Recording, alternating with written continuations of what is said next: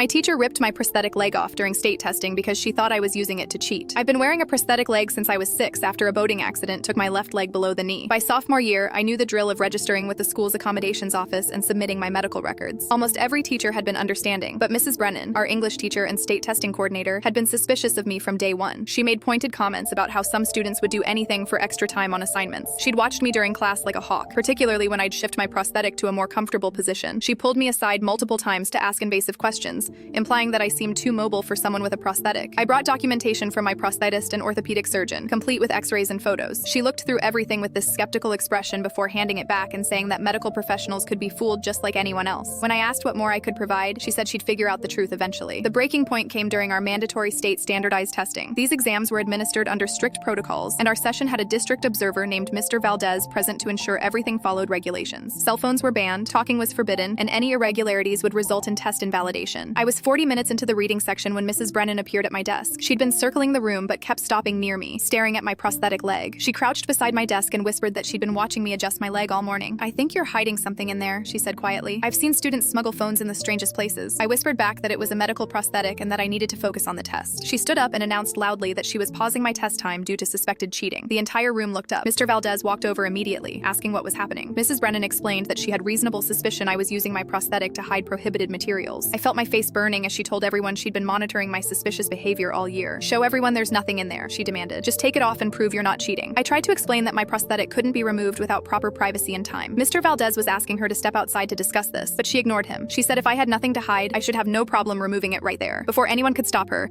she grabbed my prosthetic leg and yanked it hard to the side, trying to twist it off like a bottle cap. The force knocked me out of my chair. I screamed as the socket rim tore into my skin. I hit the floor and tried to crawl away, but she followed me down, still pulling at my leg with both hands, trying to wrench it off while I begged her to stop. The testing room erupted. Students were shouting. Trevor jumped up to help me, physically pushing Mrs. Brennan away. Mr. Valdez was yelling at her to stop while pulling out his phone. The other proctor, Ms. Flores, dropped to help me while screaming at Mrs. Brennan to get back. Mrs. Brennan finally let go, breathing hard and red-faced. She kept insisting she was following proper security protocols and that my reaction proved I was hiding something. She actually told Mr. Valdez that I wouldn't be so defensive if I had nothing to hide. Trevor had recorded the entire assault on his Apple Watch, which he'd been allowed to keep for medical alerts. You could clearly hear me screaming in pain, begging her to stop, and her continuing to pull while Mr. Valdez ordered her to release me. Mr. Valdez immediately called 911 and the superintendent. Campus security removed Mrs. Brennan from the room while she argued that she was protecting test integrity. The superintendent arrived within 30 minutes. Trevor showed him the video and his expression shifted from confusion to absolute rage. Mrs. Brennan was arrested that afternoon and charged with assault and child endangerment. The district terminated her employment immediately and permanently suspended her teaching license. She was convicted on all charges and sentenced to 6 months in jail.